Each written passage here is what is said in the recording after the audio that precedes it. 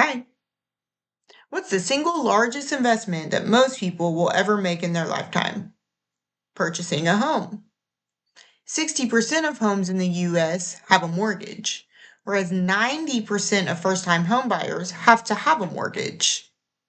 In today's economy, it's more important than ever to protect this investment.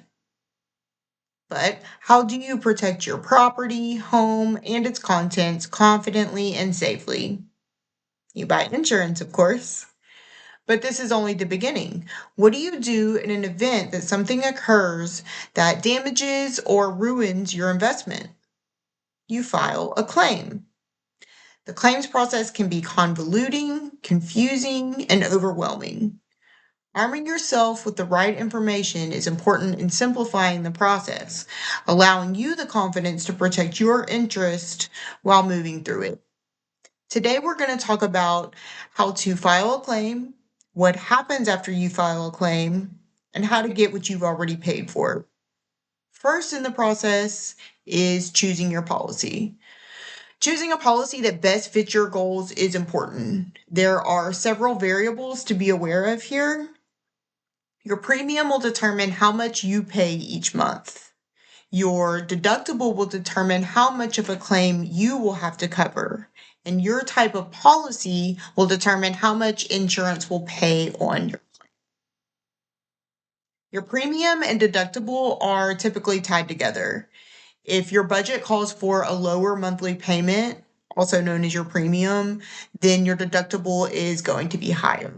And this also works vice versa. Deductibles are typically graded as a percentage of your total coverage amount. So this can be anywhere from 1 to 5% of the policy. There are two types of policies, an actual cost value policy and a replacement cost value policy. In an ACV policy, the amount of money paid by the insurance company is the amount needed to fix your home minus any decrease in value due to age or other variables. In a RCV policy, the insurance company will pay the amount of money needed to repair your home with today's prices. There are other details in your policies that are important to note. You need to look at wind and hail, flood, fire, property. You also really need to pay attention to small details such as wind-driven rain. And in areas such as ours, where we have so many storm events, little details like that can make a huge difference.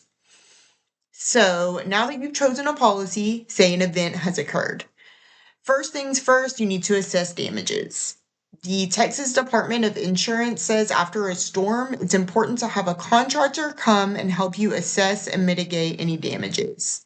It's highly recommended to find someone who is knowledgeable in the insurance claims process that can help you navigate your way. The insurance company wants you to mitigate any further damages.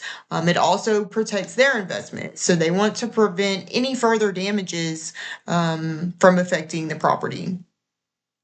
You will bill your insurance company for these, so keep any invoices that you receive throughout the process. So now it is time to file. Once temporary repairs are made, now you can move forward with filing your claim. Your policy will have a number to call to start this process. Sometimes after a big storm event, that's easier said than done.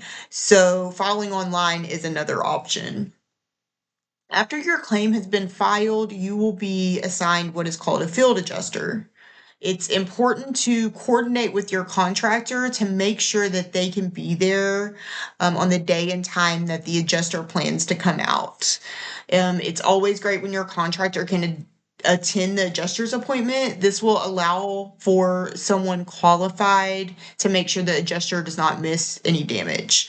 Ultimately, the adjuster is there to represent your insurance company.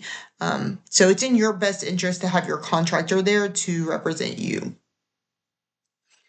Now we move on to receiving your payment, assuming that your claim is approved. This is the point where choosing your policy comes back into play. Depending on your policy, you will receive compensation to assist with your repairs.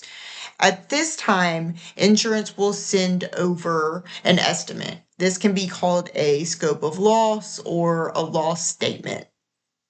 It will detail all the damages and how much the insurance company is going to pay for those damages.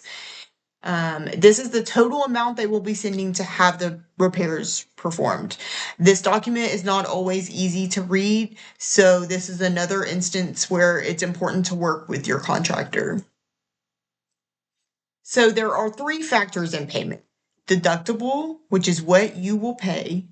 There is depreciation, which is what the insurance company will hold back. And then there is the remainder, and that is what they will send to get the work started. So if you do have an RCV policy, like we talked about before, once the work is completed, you will receive that depreciation check. If you have an ACV policy, most times you will not receive that depreciation check. So when it comes to finishing work, once you receive the initial payment, it's important to have the work done that the insurance company has paid for. Failing to do so could result in loss of coverage when it's time to renew your policy. Understanding windstorm certifications is also an important step, especially in our area. In 11 counties in Texas along the Gulf Coast, the Texas Department of Insurance, as found on their website, have imposed a requirement called a WPI8 certificate. This certificate is needed to get wind and hail coverage on your dwelling. It is an important building code that a contractor must abide by. All wind ratings are to be found in the 2021 International Buildings Code Handbook. You need to make sure that your contractor is qualified and will provide this certification if you live in one of these areas, which most of us do here on the Gulf Coast. Okay, so deductible must be paid to receive your final check. If you have a replacement cost value policy, you will receive the depreciation check only if you have paid your deductible. A common misconception is that finding a lower bid for the work will result in saving money, but this is not true. The insurance company will keep the difference between their bid and a lower bid.